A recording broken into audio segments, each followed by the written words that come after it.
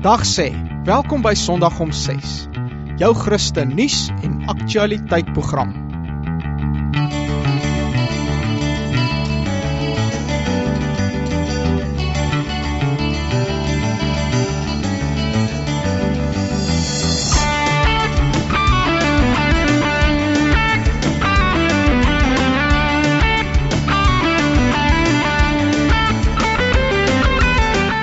Dag en ek is sommer baie bly dat julle weer by ons ingeskakel het. My naam is André Serfontein en langs my sit Maria.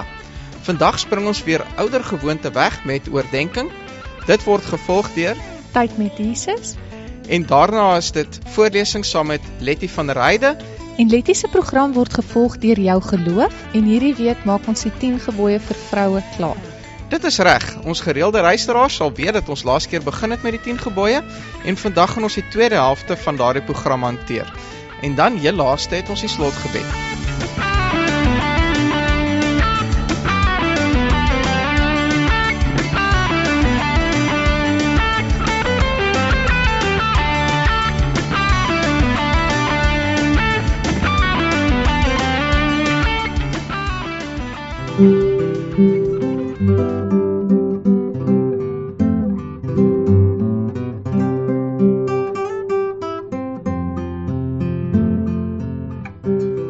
Goeiedag, ons lees saam in Psalm 78 vers 52 en 53. Maar sy eie volk het hy uitgelei en hulle soos 'n kudde skape deur die woestyn laat trek. Vir hulle het hy veilig gelei en hulle was nie bang nie, maar hulle vyande, die is deur die see oorweldig. In hierdie gedeelte is Asaf besig om lesse uit die geskiedenis te leer vir 'n volgende geslag waar hy om verduidelik wie die Here vir Israel was en wou wees en wat hy deur hulle gedoen het elke dag. Die skrywer is besig om 'n wildernistyd in die geskiedenis van Israel te beskryf. As ek en jy dink aan die wildernis, moet ons weet, dit is nie die wildernis in die Suid-Kaap in Suid-Afrika wat hier beskryf word nie. Dit is verseker nie die perfekte natuurskoon en die mooiste groenigheid en die veilige omgewing waarin ons kan dink as die woord vir ons hier verduidelik van die wildernis waarin die volk was. Die wildernis is 'n plek waar groei altyd moeilik is. Dis 'n plek waar water skaars is en dis 'n plek waar mens maar net probeer oorleef elke dag. Dis 'n plek waar die einde nie in sig is nie en waar mens baie keer geen lig in die tonnel sien. Ek en jy het ons eie wildernis ervarings. Dalk is dit die afgelope tyd by 'n graf gewees. Dalk is dit by 'n tyd van werkloosheid wanneer jy of iemand moet gaan. Dalk is dit in die egskeiding of dalk is dit 'n finansiële wildernis. Dalk is dit 'n geestelike wildernis waar die Here ver voel en jy voel hy hoor jou nie en is nie seker waarheen hy met jou op pad is nie. Dalk is dit 'n sosiale of 'n emosionele wildernis. Dalk is dit 'n persoonlike wildernis waar jy met niemand wil deel hoe dit regtig vir jou voel in daardie wildernis van jou nie.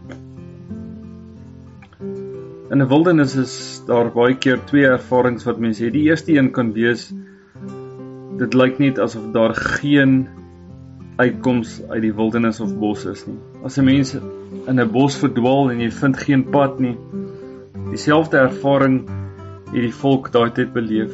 Dis dieselfde ervaring van om geen weg uit te sien wat Esegiel en Job en Elia en ander persone in die Bybel beleef het. Noag het 40 dae van storms beleef. Moses was vir 40 dae alleen in die woestyn. En ons onthou dat Jesus vir 40 dae deur die vyand versoek is in die woestyn. Almal hierdie persone het hulle wildernistye beleef. Vir hulle het dit gelyk asof daar net in sulke tyd geen uitkoms is nie. 'n tweede ding wat ons beleef in 'n wildernistyd is, jy begin te dink aan die ergste. Jou gedagtes maal met jou en jy dink soveel dinge in 'n wildernistyd. Soveel planne wat jy beraam, soveel scenario's wat oor en oor miskien afspeel in jou kop. Soveel vrae wat jy het en nog meer antwoorde wat jy probeer gee. En in so 'n tyd hoor jy baie keer stemme en dit verwar jou en maak jou de mekaar en onseker. En dan in so 'n tyd is die oplossings gewoonlik min. En is die maklikste die eerste uitweg uit. In 'n wildernistyd kies ons baie keer vir die maklikste pad, want ons wil nie wildernis beleef nie. Ons menslike natuur skop daarteen. Ons tande wil tog nie sand eet nie. In 'n wildernistyd dink jy altyd aan die ergste. Dan dink jy watter dinge jy kan doen om jou te laat beter voel. Hoe jy dalk jou vlees in so 'n tyd kan voed. Sien, 'n wildernistyd is baie keer die broeigrond en die groeiplek vir dinge of plekke waar jy dalk nooit sou gegaan het nie, dinge wat jy dalk nooit sou gedoen het nie. Baie keer die teelaarde van eerlikheid vir depressie, vir 'n egskeiding tyd of 'n gebroke verhouding tyd, dalk 'n teelplek vir pornografie. As ons dink aan die wildernistyd wat Jesus beleef het, sê die woord vir ons dat hy versoek is deur die vyand, maar ook dat hy gelei is deur die Heilige Gees. Lukas 4 vers 1 en 2. Sien, Jesus het die vyand in daardie wildernistyd oorkom deur die gebruik van God se woord. 3 keer sê die Bybel vir ons in Lukas 4 vers 4 en vers 8 en vers 12 staan daar, dit is geskrywe. 3 keer het Jesus vir die vyand gesê, daar staan geskrywe. Hy het die geskrifte uit die woord geken, uit die woorde van sy Vader geken, en daarmee het hy sy wildernistyd oorleef en die vyand oorwin. Is dit my en jou strategie ook in 'n wildernistyd? Is die swaar kry tye van ons lewe, die tye waar ons vashou aan die woord as die enigste kompas? Sien, as ek en jy in 'n bos of wildernis verdwaal en ons het 'n kompas, ons het 'n gids of ons het 'n GPS, dan het ons baie hoop. Ek en jy as gelowige kan hoop hê, want die Heilige Gees is ons gids. Die Here is ons leidsman. Hy is die een wat ons uitlei uit die wildernistyd uit.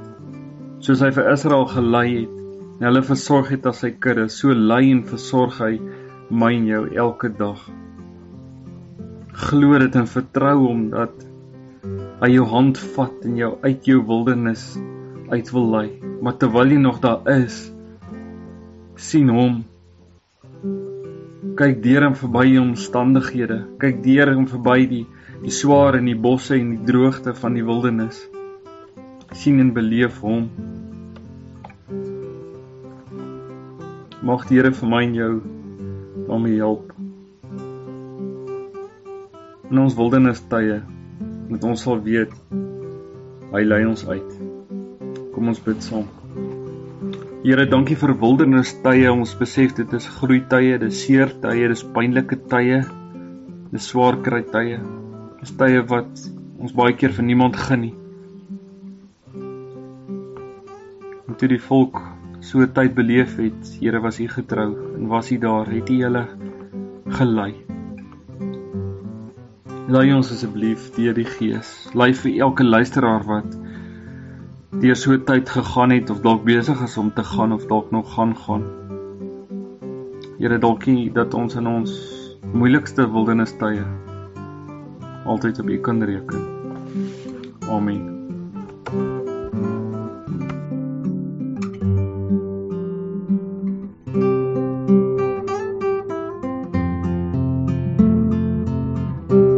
Mense, ek dink julle sal saamstem, elke nou en dan gaan ons deur sulke wildernistye, maar deur die genade van die Here kom ons altyd daardeur. Ons moet altyd net op ons knieë bly en onsself naby aan hom hou. Nou is dit die maatjie se tyd, so almal van julle moet nader skuif en ek hoop julle geniet julle programmetjie saam met Tannie Maria.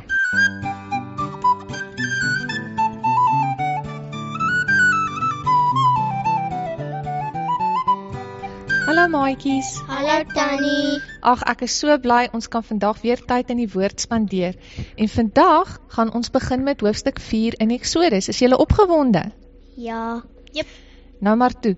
Sonder om verder te wag, kom ons lees die eerste stukkie en dan sal ek vir julle vra soos elke keer. Goed. Toe antwoord Moses en sê: "Maar as hulle my nie glo en na my stem nie luister nie, maar sê: Die Here het nie aan jou verskyn nie." Daarop vra die Here vir hom: "Wat is daar in jou hand?" En hy antwoord: "'n staf." Wie kan vir my sê wat is 'n staf? 'n Staf is 'n stok wat iemand gebruik om mee te loop. Dis reg, dis 'n goeie beskrywing. Kom ons lees verder wat gaan gebeur. En hy sê: "Gooi dit op die grond." Toe gooi hy dit op die grond en dit het 'n slang geword. En Moses het daarvoor gevlug. Nou sê 'n bietjie vir my, hoekom dink jy het Moses vir die slang weggehardloop? Want hy was bang vir slange. Dis reg, so dink jy die slang was 'n regte slang of 'n nagemaakte slang? Dit was 'n regte slang en dis die ding wat maak dat jy opstaan en hardloop soos 'n bunch van sissies. Dis reg. Dit was 'n regtig erge slang en ek dink hy was baie bang, want wat kan slange doen aan jou? Hulle kan jou pik en doodmaak. Dis reg. Wat het slange in wat jou doodmaak? Gif. Dis reg. Kom ons lees verder. Toe sê die Here vir Moses: "Steek jou hand uit en gryp dit aan die stert." Hierop het hy sy hand uitgesteek en dit gegryp, en dit het 'n staf in sy hand geword. Sê bietjie vir my, sal jy sommer enige tyd 'n slang aan sy stert gryp? Net as dit 'n vriendelike slang is. Is slange gewoonlik vriendelik? Nie altyd nie, maar as ek het op die tel sou opgetel het, so ek het actually gedoen het om net dit op te slaan en as 'n wip gebruik het dat dit net kan, so jy weet, doodgaan. Ek weet dan maar nie so mooi nie. Ek sal eerder wegbly. Ek sal nie maklik 'n stert van 'n slang vat nie. Maar goed, kom ons hoor verder. So God het gesê, hy moet die slang aan sy stert optel en dit het onmiddellik weer in 'n staf verander, nê? Ons gaan nou hoor, hoekom het God hierdie teken vir Moses gegee? Sodat hulle kan glo dat die Here, die God van hulle vaders, die God van Abraham, die God van Isak en die God van Jakob aan jou verskyn het. Wie is dit wat moet glo dat God vir Moses gestuur het? Ek is nie seker nie. Nou maar goed, kom ons lees gou weer die eerste versie, laat ons mooi kan dink hieroor. Maar as hulle my nie glo en na my stem nie luister nie, maar sê, die Here het nie aan jou verskyn nie, toe het God vir hom hierdie teken gegee, so vir wie moes hy dit vertel? Israeliete. Dit is reg. So God sê hierso, hy wil hê die Israeliete moet luister en hierdie teken is spesifiek vir hulle gegee. En ons lees in vers 5, sê hy, sodat hulle kan glo dat die Here, die God van hulle vaders, die God van Abraham, die God van Isak en die God van Jakob aan jou verskyn het. Kan julle onthou wat sy woord wat ons gebruik om te sê dat dit die God is van Abraham, Isak en Jakob? Gedenknaam? Pragtig, dit is reg, dit is God se gedenknaam. En gedenknaam is dit wat ons gebruik om aan hom te dink. Goed. En die Here het verder vir hom gesê, steek tog jou hand in jou boesem. En hy het sy hand in sy boesem gesteek, en toe hy dit uittrek, was sy hand melaat soos sneeu. Kan jy vir my sê, wat's 'n boesem? Dit is soos 'n jas. Dis nie 'n jas nie, maar dat jy die regte idee het, dis hier aan die bokant naby die nek, nê. So, wat dink jy is 'n boesem? Dis jou bors. Dis reg. So hy moes sy hand voor by sy bors ingesteek het by sy klere, en toe hy dit ingesteek het, was sy hand gesond, en toe hy dit uittrek, was sy hand siek. Wat noem ons daai siekte nou weer? Malaats. Dis reg, melaatsheid. Kan jy vir my sê, wat doen melaatsheid? Dis 'n siekte wat die mense daai tyd nie kon gesond maak nie, net koning Jesus. Dis reg. Dis 'n velsiekte wat mense gehad het en dit het gemaak dat hulle vel spierwit soos sneeu gelyk het. Hoe moet die mense aantrek as hulle melaats is in die Bybelse tyd? Wat het jy geleer?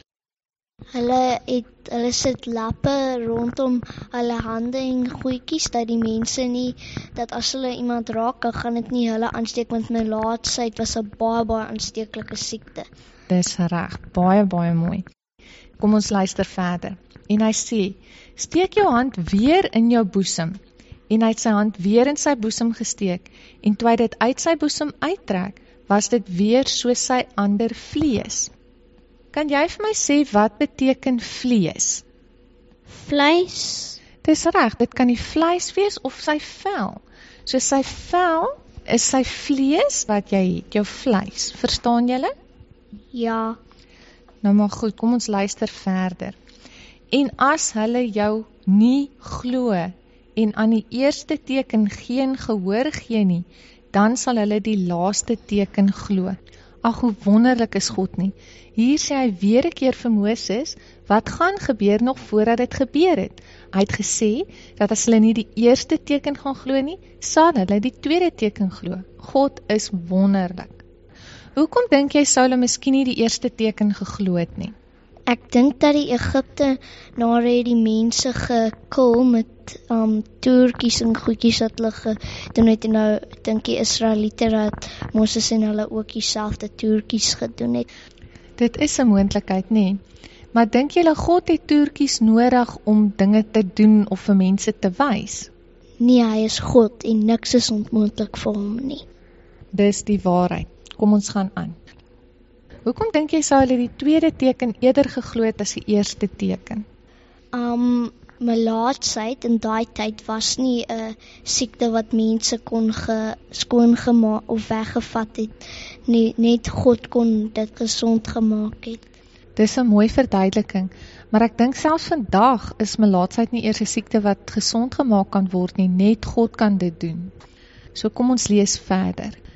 En as hulle ook hierdie twee tekens nie glo en na jou stem nie luister nie, neem dan van die Nyl se water en giet dit op die droë grond uit. Dan sal die water wat jy uit die Nyl neem op die droë grond bloed word. So sê gou vir my, hoeveel tekens het God vir Moses gegee? 3. Dis reg, wat was die eerste teken? Die slang. Wat was die tweede teken? Dis die teken van melaatsheid wat sy hand siek en gesond gaan. Reg, en dan wat was die derde en die laaste teken? Bietjie water van die Nyl wat in bloed verander het. Dis reg, baie mooi. Hierdie was die 4de keer wat Moses met God gepraat het. Dis sy 3de vraag aan God gewees, maar dis die 4de keer wat hy met God gepraat het. Die eerste keer het hy gesê, hier is ek. Die tweede keer het Moses 'n vraag gevra vir God. Hy het gesê, wie is ek om na Farao toe te gaan? Die 3de keer wat hy gepraat het, het hy weer 'n vraag gevra en hy het gesê, maar wat moet ek vir hulle sê is u naam? Wat is sy naam? Ek is wie ek is. Baie mooi. En nou, hierdie keer het hy gesê, maar as die mense nie glo nie, wat moet ek vir hulle sê? En toe het God vir hom die 3 tekens gegee. Nou maar goed, dink julle enige iets is onmoontlik vir God? Nee. Absoluut niks is onmoontlik vir God nie. Nou maar goed, op julle knieë, handjies bymekaar, oogies toe, kom ons bid. Koning Jesus, baie dankie dat u 'n wonderlike God is.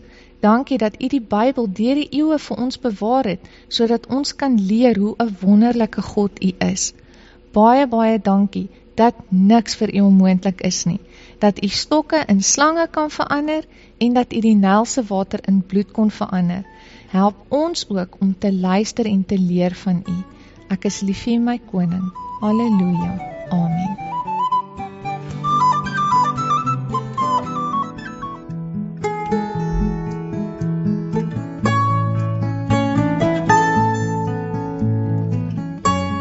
Sondag 19 Mei 2013, 'n hartlike hallo. Letty van Ryde aan die woord en ek wil eerstens sê hoe klein die wêreld eintlik is.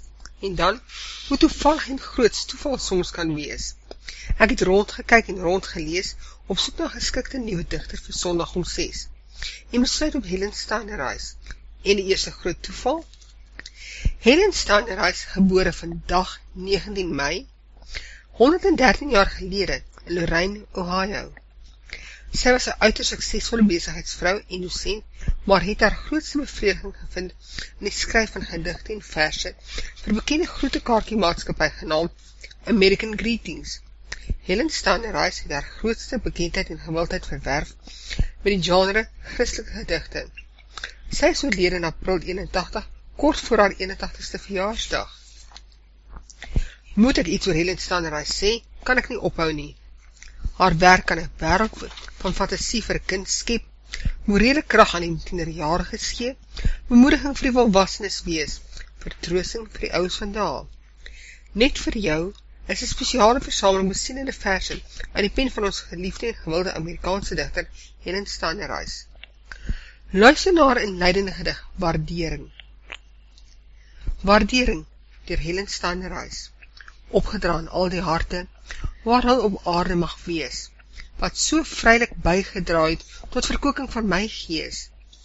Waar die verse wat ek skrywe, hoort nie slegs alleen aan my, maar dit kaats die inspirasie van my vriende wyd versprei. En hoewel hulle dit nie weet nie, is hul hulde, lof en prys, my tot krag en stil besieling, diep waardeerde eerbewys. Elke boekie wat ek skrywe, is dan ook 'n hulde blyk, aan die harte deur die wêreld, wat my siel so kon verryk. Dit word opgevolg met die voorwoord, ook in Helen Stangerais se eie woorde. Voorwoord. Mag ek nooit strewe na rykdom of faam nie, of rye van titels tot roem van my naam nie. Mag ek veg teen die sonde van wêrelds begeerlikheid, want aan U behoort die koninkryk en die krag en die heerlikheid. Oor haarself en haar doel in die lewe sê Helen Stangerais die volgende woorde in haar gedig, Die Digter. Van die Digter, deur Helen Stangerais. Ons het almal woorde nodig, wat kan help en inspireer, as ons deur omstandighede soveel dinge moet ontbeer, en die woord wat ons nooit val nie, is die woord van God ons Heer, 'n woord vol krag en lewe, vol vertroosting, liefde teer. Dit is ewig, dit standhoudend, vir geslagte jaar na jaar. Was daar geen probleem wat God nie, deur sy woorde kon openbaar. Wêreldsheerskappye wissel, maar Gods woord bly waar en trou. Nie 'n jota is verander, dit het steeds sy krag behou. Soos dit met die skepping was, toe hy van sy lewensasem in die mens kon blaas so vas. En wat ek in versmaat skrywe, om ook u te inspireer, bly ook net dieselfde waarheid, wat ek leen van God ons Heer. As die woorde wat geleen is, u ook kan versterk en sterk, dan is ek so innig dankbaar, dat my nederige werk ook kan bydra tot verkoeking, om 'n ander bly te maak. Mag u dierbares en vriende, almal daardie vreugde smaak. Dankie dat ek dit met julle almal kon deel, liewe luisteraars. Tot volgende keer, alles van die allerbeste.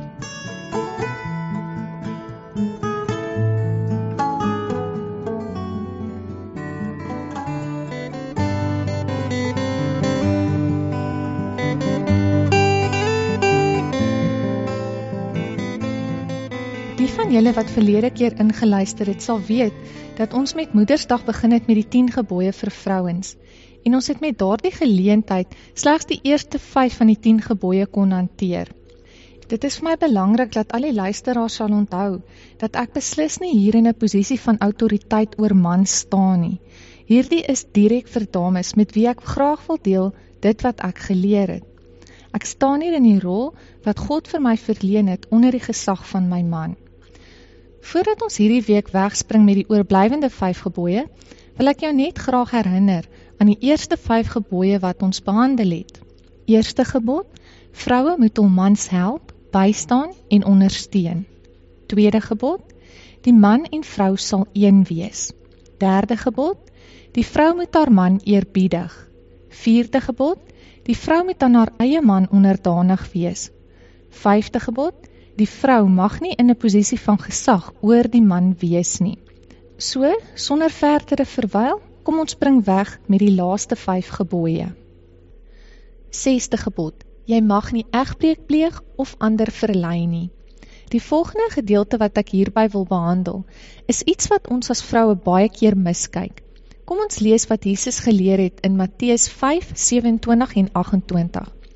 Julle het gehoor dat aan die mense van die ou tyd gesê is, jy mag nie egbreek nie, maar ek sê vir julle dat elkeen wat na 'n vrou kyk om haar te begeer, reeds in sy hart met haar egbreek gepleeg het.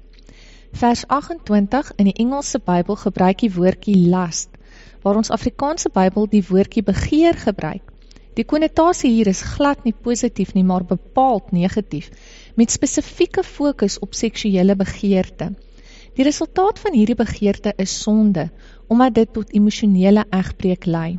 Dit beteken, God kyk na die hart, en seksuele begeerte van iemand anders as jou man, sien Jesus op dieselfde vlak as jy wat ontrou is aan jou eie man. Maar hierdie waarskuwing het twee kante. Eerstens, mag jy nie na iemand anders kyk met seksuele begeerte nie, en tweedens, mag jy nie die oorsaak wees dat iemand anders deur seksuele begeerte egbreek pleeg nie. Onthou, hierdie sluit emosionele egbreek in. Dit is duidelik, jy mag nie die oorsaak wees om 'n man te laat sondig nie. Kan ek jou nou vra, die klere wat jy op hierdie oomblik aan het, sal jy daarmee kerk toe gaan? Sal jy daarmee voor Jesus kan gaan staan, sonder om skaam te kry? Is jy seker dat dit wat jy aan het sal verseker dat die fokus op Jesus sal wees en bly en nie op jou nie? Terwyl jy hierna geluister het, mag jy by jouself dink, Jesus het my gemaak soos wat ek is en dis aanvaar hy my. Dit maak nie saak hoe ek aantrek of hoe ek myself gedra nie. Die probleem is dat Jesus jou liggaam vir jou gegee het. Daarom vereis hy sekere rentmeesterskap daarvoor. Anders gestel, jou liggaam is aan jou toevertrou en jy gaan verantwoording moet doen oor hoe jy dit beheer en gebruik het. Kom ons gaan terug na Genesis. God het Adam en Eva naak gemaak, maar hulle het hom nie geskaam nie. Ons lees dit in Genesis 2:25. Maar, onmiddellik nadat hulle gesondig het, was hulle bewus van hul naaktheid en het probeer om hulle self te bedek met vyeblare, Genesis 3:7. So, sonde het alles verwronge gemaak, selfs naaktheid, en daarom was hulle skaam. Dit is nie net 'n besef van skaamte wat gekom het met die sondeval nie, maar in hulle sonde toestand het die naaktheid van die ander persoon verwronge geraak. Julle mag dink dat ek baie naïef is hiermee, maar ek weet, ek is nie die enigste vrou wat hieroor onkundig is, of was nie. Wat ek nou onlangs geleer het, is dat mans baie maklik seksueel geïnteresseer word, of soos die Engels dit sou sê, aroused word. Dit is byvoorbeeld hoekom halfnaakte vroue gebruik word in televisie en tydskrifadvertensies. Ons as vroue moet besef, dat dit wat ons aantrek, 'n struikelblok kan wees vir 'n man, omdat dit veroorsaak dat hy egbreek pleeg in sy hart. Soos wat Jesus ons in Matteus 5:28 leer.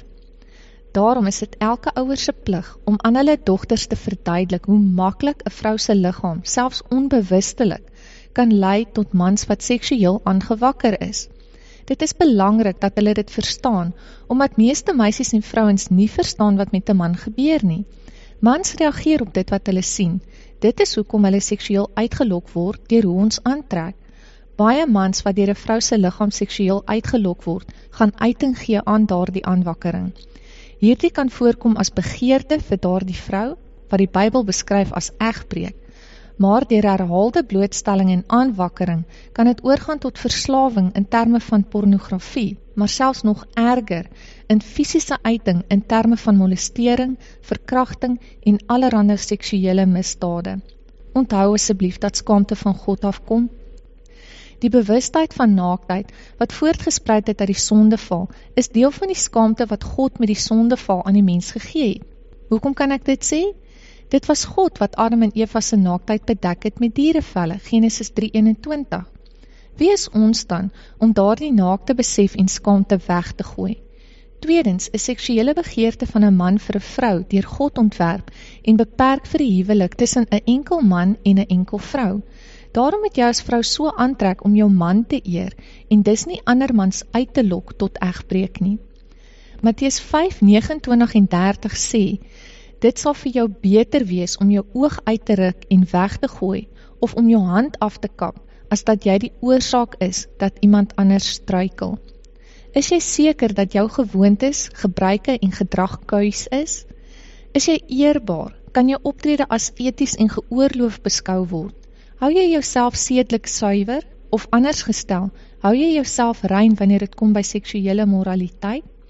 Is jy seker dat die manier wat jy met mense praat God eer?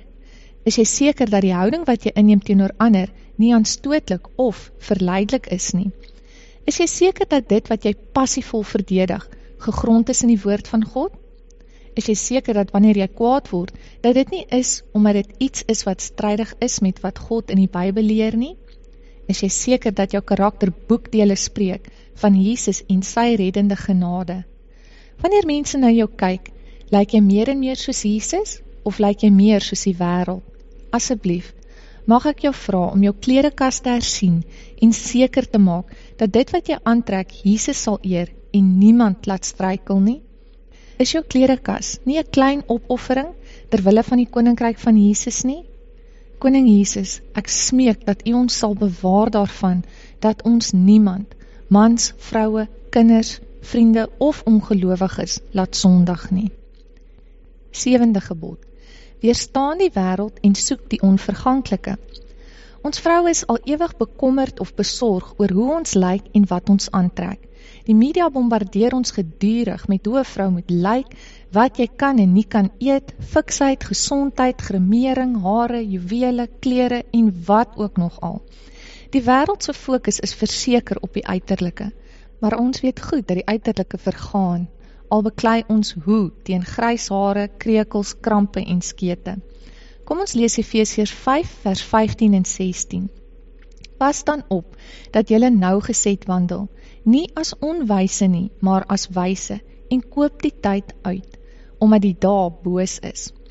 Om nougeset te wandel beteken om noukeurig te let op jou lewe, veral op sedelike gebied. Dit sluit pragtig in by die bogenoemde gedeelte nie waar nie? Ek het nooit geweet wat beteken koop die tyd uit nie, totdat ek begin kyk het na dit waarop ek my tyd spandeer. Waaraan spandeer jy die meeste van jou tyd? Hoeveel tyd spandeer jy op jou liggaam, op oefeninge, op hoe jy lyk? Spandeer jy net soveel tyd daaraan om jou karakter te bou en jou geestelik te voed deur die Bybel te bestudeer? Is jou fokus op die onverganklike? Ons maak maklik verskonings deur te sê, maar ek is vreeslik besig of ek werk baie hard. Kom ons kyk bietjie waarmee is jy so besig buite in jou werk? Bygesê dat jou werk dan nie 'n afgod vir jou is nie. Hoe maklik spandeer ons nie 'n uur of 2 voor die televisie in die aand sonder om 2 keer te dink nie. Ons veroorloof dit deur te sê, maar ek het hard gewerk vandag en ek het nodig om te ontspan. Dan sis ons gewete deur miskien 5 of 10 minute Bybel te lees voordat ons gaan slaap. Wel, kom ons kyk bietjie na die programme waarna jy kyk. Hoeveel programme is daar waarmee jy jouself eintlik mee besoedel? Bloot omdat dit die wêreld se agenda voorhou en uitdra. Ons onderskei nie meer maklik tussen dit wat aanvaarbaar is vir God en dit wat teen hom is nie. Hoeveel keer was ek nie al skuldig daaraan om na 'n program te gekyk het waar Jesus se naam uitelik gebruik is?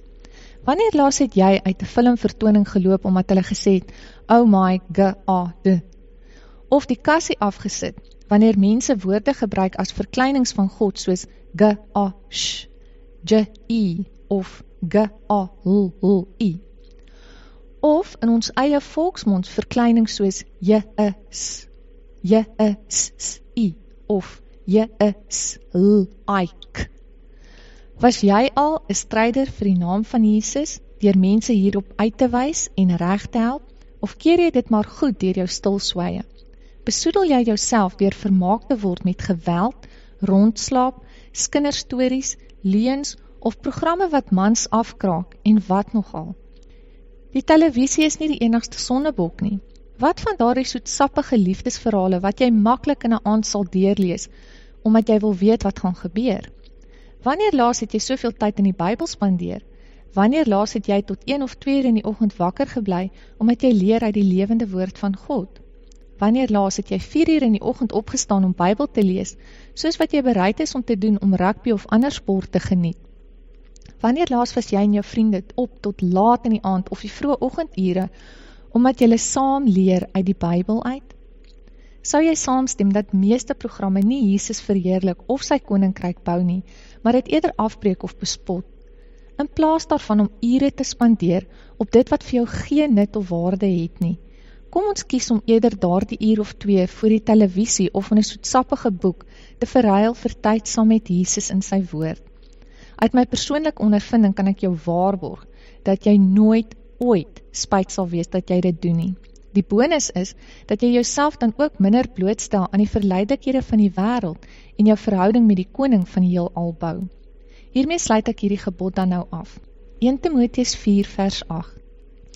Want die liggaamlike oefening is tot weinig nut, maar die godsaligheid is nuttig vir alles, omdat dit die belofte van die teenwoordige en die toekomende lewe het. Ons het nou net hier gelees, dat liggaamlike oefening van weinig nut is. Hiermee sê ek nie, dit is nie goed om oefening te doen of om gesond te wees nie, maar dat jy nie jou liggaam 'n afgod moet maak nie. Wanneer ons kyk na onsself in die spieël van Jesus se woord, kan ons regtig sê, hy is koning in my hart? Hoeveel tyd spandeer jy in die woord teenoor byvoorbeeld televisie, sport, jou liggaam, gesondheid of boeke? Waaroor praat jy die graagste? Jesus leer ons mos dat wat die hart van vol is, loop die mond van oor. Jy sien, dit waaraan jy die meeste tyd spandeer, is of jou afgod of die ewige lewende God van die Bybel. 8ste gebod. Jy moet jou beklee met 'n onverganklike versiering en goeie werke. In hierdie gebod gaan ons 3 dinge leer. Wat jou onverganklike versiering is, waarmee jy jou moet beklee en hoe jy jou karakter bou. 1 Petrus 3 vers 3 en 4 sê, julle versiering moet nie uiterlik wees nie, haarvlegtery en omhang van goud en aantrek van klere nie, maar die verborge mens van die hart in die onverganklike versiering van 'n sagmoedige en stille gees, wat baie kosbaar is voor God. Ons versiering moet 'n sagmoedige en stille gees wees. Dit is duidelik, dat God jou geestelike belangriker ag as jou fisiese. Wat beteken 'n sagmoedige gees? Dit beteken dat jou geestelike eienskappe duidelik sigbaar is vir ander. Sagmoedigheid sluit in om nie streng of bars of kwaai te wees nie, saggeaard en minsaam te wees. Om minsaam te wees is om beminlik te wees, want jou karakter is so mooi vir ander, dat hulle ook so wil wees. Dis ook om vriendelik in jou omgang met ander te wees, om innemend en welwillend te wees. Om 'n Christelike karakter te hê, is dis om skoonheid te besit, wat nooit vergaan nie. Dit is vir my so pragtig, want God sê, dit is kosbaar voor hom, wanneer jy jou versier met 'n sagmoedige en stille gees. Ek sal veel eerder iets wil verkry, wat deur God as waardevol beskou word, want dit is iets waarna ek kan streef, en deur sy genade sal kan bereik. Ek dink julle sal saamstem, dat iets wat die wêreld sien as waardevol vandag, sis is en môre so. So waarmee moet godvreesende vroue hulle beklee? Kom ons lees 1 Timoteus 2 vers 9 en 10. So ook moet die vroue hulle versier met behoorlike kleding, gepaard met beskeidenheid en ingetoonheid, nie met vlegsels of goud of parels of kosbare klere nie, maar soos dit vroue betaam wat die godsvrug bely met goeie werke. Die antwoord is dan met beskeidenheid en ingetoonheid as ook met goeie werke. Wat is beskeidenheid? Dit beteken dat jy nie aanmatigend of veel eisend is nie. Jy is ingetoe en terughoudend. Wat is ingetoonheid? Dit is om jouself te onthou van uitspattighede, vry te wees van buitensporighede, om besadig, gematig, stemmig en tevrede te wees. Jou optrede is op 'n beheerste wyse. Hoe beklee 'n goddelike vrou haar met goeie werke sodat dit God sal behaag? Die beste voorbeelde hiervan dink ek is seker Dorcas in Handelinge of die Spreuke 31 vrou. Dorcas het byvoorbeeld geskenke aan behoeftige mense gegee en sy het weduwees versorg deur vir hulle klere te maak wat hulle nodig gehad het. Sy het medelee gehad met ander en in hulle behoeftes voorsien, deur die vermoëns wat God haar gegee het te gebruik tot sy eer en verheerliking. Lees gerus self die Spreuke 31 vrou. Hierdie goeie werke wat van goddelike vroue verwag word, word in Kolossense so uitgebrei. Kolossense 3 vers 12 tot 17. Beklee julle dan as uitverkorenes van God, heiliges en geliefdes, met innerlike ontferming, goederentierenheid, nederigheid, sagmoedigheid, lankmoedigheid. Verdra mekaar en vergewe mekaar as die een teen die ander 'n klag het, soos Christus julle vergeef het, so moet julle ook doen. En beklee julle bo dit alles met die liefde wat die band van die volmaaktheid is. En laat die vrede van God, waartoe julle ook in een liggaam geroep is, in julle harte heers. en wees dankbaar. Laat die woord van Christus ryklik in julle woon, in alle wysheid. Leer en vermaan mekaar met psalms en lofgesange en geestelike liedere en sing in julle hart met dankbaarheid tot eer van die Here. En wat julle ook al doen, in woord of in daad, doen alles in die naam van die Here Jesus en dank God die Vader deur hom. Laastens leer Paulus ons hoe om ons karakter te bou. Kom ons lees Romeine 5, 3-5. En nie alleen dit nie, maar ons roem ook in die verdrukkinge, omdat ons weet dat die verdrukking lydsaamheid werk, en die lydsaamheid beproefdheid, en die beproefdheid hoop.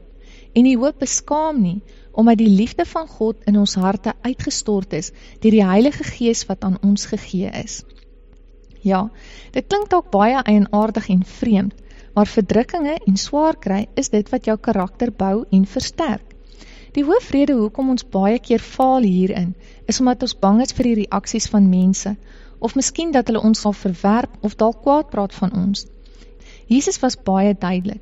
Indien ons hom wil volg, moet ons bereid wees om nie net ons kruis op te neem nie, maar om bereidwillig te wees, om vervolging te verduur, net soos ons Heer en Meester.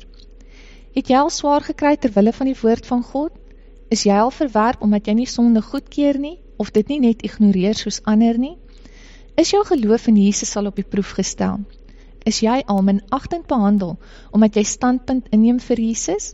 Is jy al beledig en doelbewus verontreg, omdat jy Jesus eerste stel in jou lewe?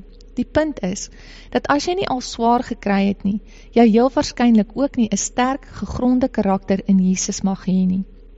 Daarom behoort ons God te dank vir elke keer wanneer ons deur verdrukkinge beproef word. Ware heiligheid en deugsaamheid vereis dat ons deur Jesus voorberei sal word, sodat ons gereed en diensbaar vir God kan wees. Om hierdie rede moet ons daagliks die woord bestudeer. Dit is tog van veel meer waarde as uiterlike skoonheid of bekoorlikheid, nie waar nie? 9de gebod. Jy moet 'n heilige vrou wees wat op God hoop. Almal wat sê hulle volg Jesus en dis Christene is, het 'n baie groot verantwoordelikheid. Indien ons sê ons is goddelike vroue, dan is ons mos ambassadeurs vir God. En daarom behoort ons dan so te gedra, dat ons nie God skade doen deur ons optrede nie. Ons is verantwoordelik om God in 'n goeie lig te stel in hierdie vervalle, sondige wêreld. Daarom kan ons glad nie sonde vertroetel nie. Vir my persoonlik is die minste van al die vereistes van 'n goddelike vrou, dat sy sonde sal haat met 'n passie, omdat God sonde haat. Daarom moet nie net ons houding of lyfstaal, kleredrag en voorkoms ons bewering van Christelikheid ondersteun nie, maar ook ons gedrag en handelswyse teenoor ons mans en almal met wie ons kontak het. Ons moet basies practice what you preach, want dade spreek harder as woorde. 1 Tessalonisense 4:7 sê, want God het ons nie tot onreinheid geroep nie, maar tot heiligmaking. God wil hê dat ons moet wegbly van sonde wat ons onrein en onaanvaarbaar maak vir hom. Hy wil hê ons moet loop op die pad van heiligmaking. Kom ons kyk na die voorbeeld wat Sara vir ons gestel het, want die Bybel beskryf haar as een van die heilige vroue. 1 Petrus 3 vers 5 en 6. Want so het vroeër ook die heilige vroue wat op God gehoop het, hulle self versier, en hulle was aan hulle eie mans onderdanig, so Sara gehoorsaam was aan Abraham en hom Heer genoem het, wie se kinders julle geword het as julle goed doen en geen enkele verskrikking vrees nie. Sara het haar man Heer genoem, net soos ons Jesus ons Heer noem. Sy het vir Abraham geëer en gedien asof hy Jesus was. Sy het 'n dienende hart gehad teenoor haar man.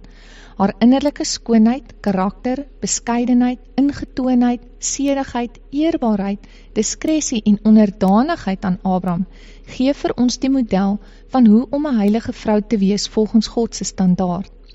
Sara het Godvreesend gelewe omdat sy ontzag gehad het vir God en haar man. Sy was ywerig om die wil van God en haar man te doen. Sy was toegewyd aan God en haar man. Sy is die model van godvrugtigheid. Wat 'n voorbeeld vir ons om na te jaag. Jy mag dalk sê dat Sara 'n Ou-testamentiese voorbeeld is van mense wat in die ou tyd gelewe het op 'n manier wat nie meer vandag van toepassing is nie. So kom ons lees Romeine 12 vers 1 en 2. Ek vermaan julle dan broeders by die ontferminge van God, dat julle jou liggame stel as 'n lewende, heilige en aan God welgevallige offer. Dit is julle redelike godsdiens. En word nie aan hierdie wêreld gelykvormig nie, maar word verander deur die vernuwing van julle gemoed, sodat julle kan beproef wat die goeie en welgevallige en volmaakte wil van God is. Ons leer 2 beginsels hier. Eerstens, dat Jesus in alles verwag, dat jy so moet lewe, dat jou lewe 'n heilige, aanneemlike offer vir hom sal wees. Anders gestel, dat elkeen van ons se liggaam 'n offer aan God moet wees. Tweedens, ons moet ook nie gelykvormig word aan die wêreld nie. So wat beteken dit om gelykvormig te wees? Dit beteken om ooreenkomstig in gedaante te wees of selfs eenders te wees. Met ander woorde, God se vereiste is dat ons anders as die wêreld moet wees, deurdat ons anders lyk en optree. Maar omdat ons baie keer fokus op onsself en hoe ons lyk, val ons baie maklik in die struik om eenvormig te word met die wêreldse beskouing van 'n vrou. Ons jag baie keer die nuutste modes na, selfs as daardie modes jou liggaam so blootstel dat jy ander verlei. My oumaatjie het altyd gesê, dat jy nie moet adverteer nie, maar eerder kuis en deugsaam behoort te wees. Hoe het die tye nie verander nie? Want deesdae word selfs klein dogtertjies geleer, dat hulle, verskoon my taal, soos 'n sekskaatjie moet aantrek. Spreek jou lewe van heiligmaking. Onthou, die teenoorgestelde van heilig is sondig. Om heilig te wees, is om nie in sonde te lewe of te volhard nie. Indien God jou nou hier vandag meet, waar gaan hy jou vind? Hoe heilig is jy in God se oë? Ek sluit hierdie gebod af met 'n pragtige stukkie wat ek gelees het. Die skoonheid van heiligheid benodig nie verf of versiering nie. 10de gebod. Soos in die eerste 5 gebooie genoem, het God die vrou as helper vir die man gemaak. Moeders het 'n unieke verbintenis en van nature 'n diepe, innige band met hulle kinders. Oor die algemeen spandeer mammas meer tyd met hulle kinders as die pappas en daarom het hulle 'n groter invloed. Dit is juist daarom jou verantwoordelikheid om vir jou kinders 'n goddelike voorbeeld te wees. Die 10de gebod bestaan uit 3 gedeeltes: huishouding, opvoeding en dissipline. Kom ons bring weg met die eerste ene, huishouding, en ons lees saam. Titus 2 vers 3 tot 5. Die ou vroue moet ook in hulle gedrag wees soos dit die heiliges betaam. Geen kwaadspreeksters of aan baie wyn verslaaf nie, maar leraresse van wat goed is, sodat hulle die jong vroue kan leer om versigtig te wees, hulle mans en kinders lief te hê, ingetoe te wees, kuis, huislik, goed, aan hulle eie mans onderdanig, sodat die woord van God nie belaster word nie. Die een punt wat hier genoem is in vers 5, waarop ek graag bietjie wil fokus, is om huislik te wees. Huislik beteken alles behorende tot of met betrekking tot die huisgesin of familielewe. Dit is om met toewyding jou huis te omskep in 'n ontspanne, gerieflike omgewing waarin jou gesin kan floreer.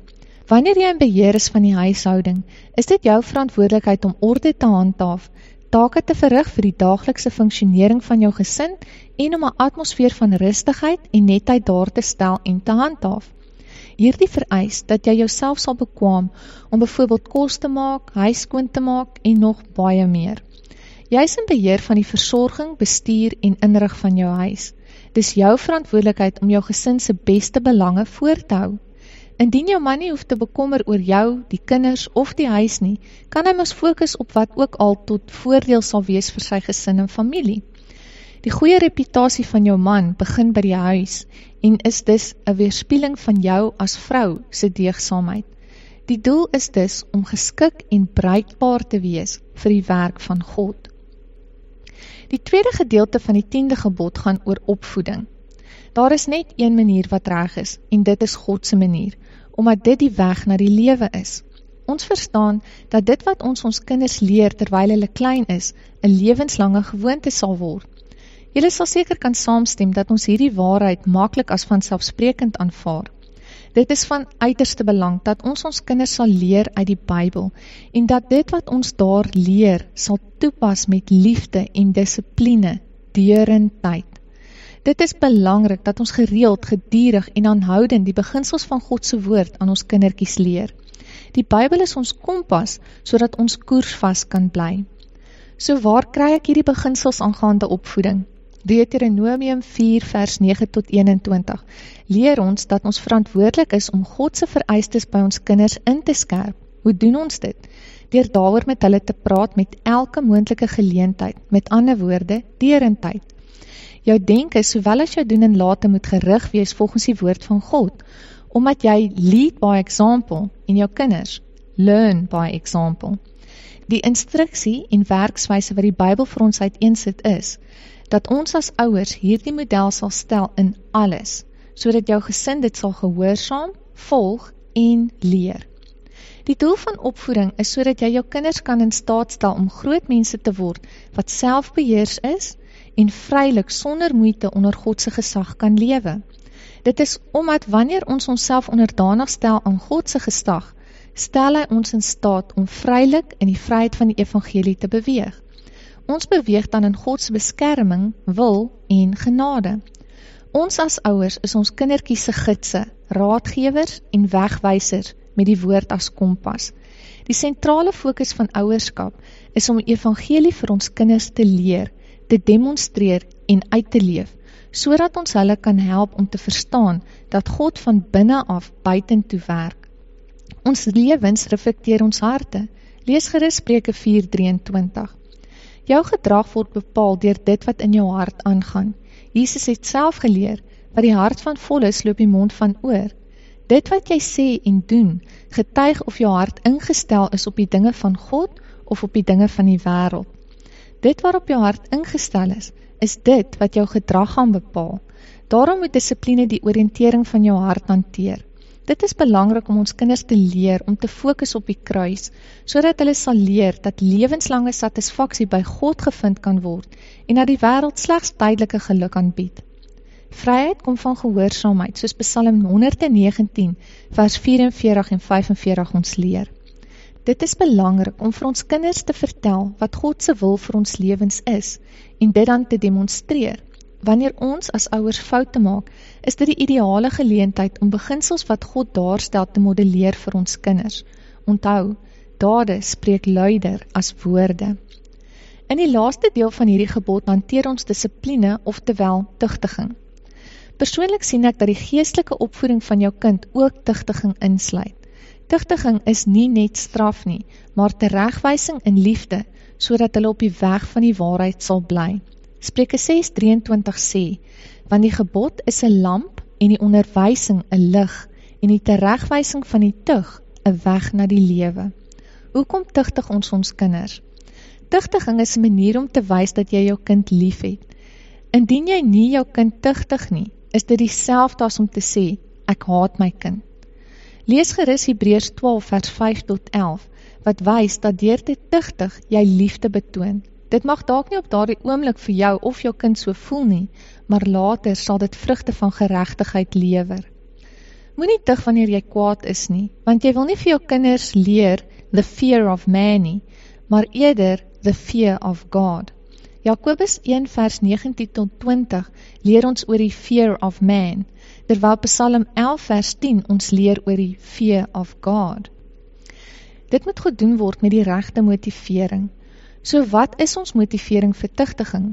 Om ons kinders te lei en leer, deurdat ons hulle wys dat wanneer hulle sonde doen, stel hulle God te leer en breek die verhouding met hom. Ons fokus dan om weer die verhouding reg te stel deur toepaslike straf.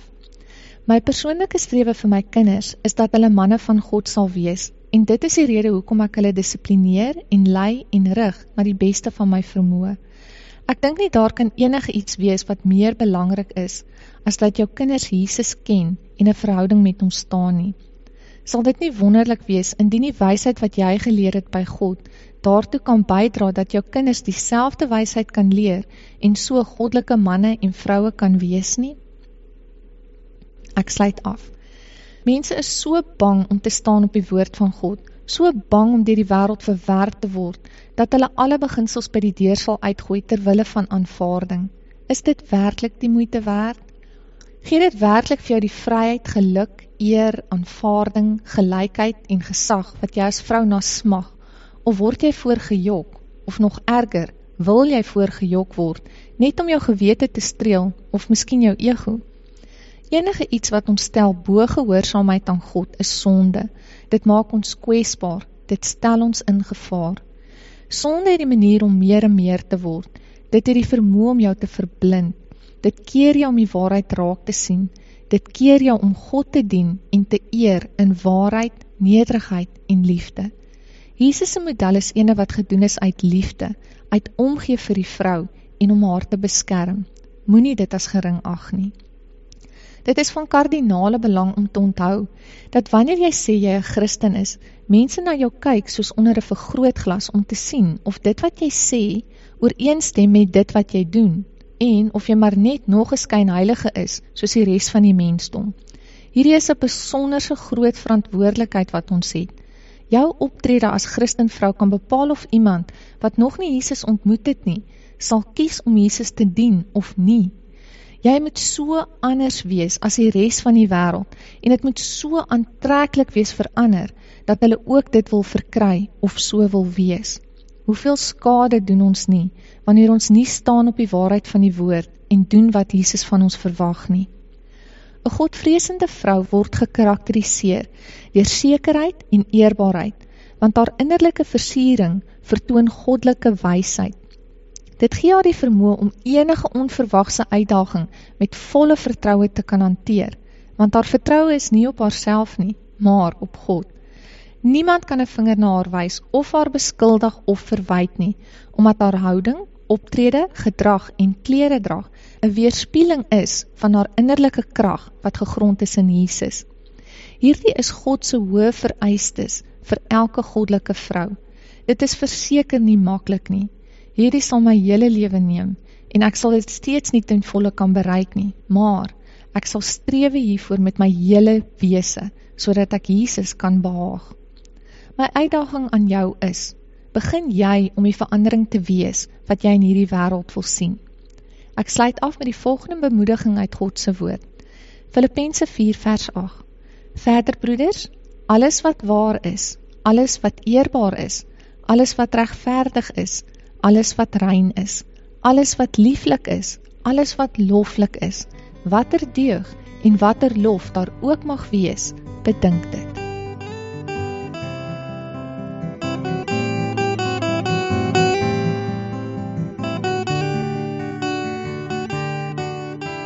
Kom ons bid saam. Here, ons wil vir U baie dankie sê dat ons in hierdie tyd van die jaar net so bewus kan wees van die Heilige Gees wie met ons is elke dag. Here, wie met ons leef, wie ons lei, wie ons leer, soos ook vandag in hierdie program kon gebeur. Ons wil vir mekaar bid en mekaar aan U opdra, net kom staan tussen U en ons. Net kom sê, Here, wees ons asseblief elke dag genadig, sien ons raak, U ken ons, U weet wat ons nou nodig het, U weet op watter pad ons nou is. Here, op hierdie reis van ons, wil ons net die hele tyd aan die hand vashou.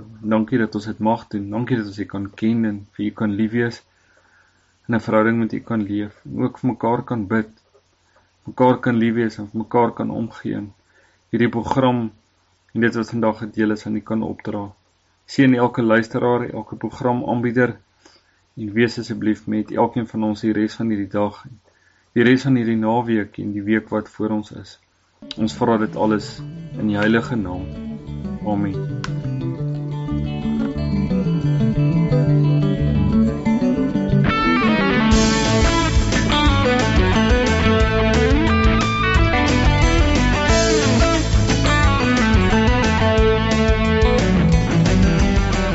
Nou ja, toe, dit is die einde van ons program en ek wil julle net weer herinner dat ons kontakbesonderhede is tyd.met.jesus@gmail.com en dan ook sondag.om.6@gmail.com. Baie dankie weer vir Tuna Radio vir hierdie uitsending.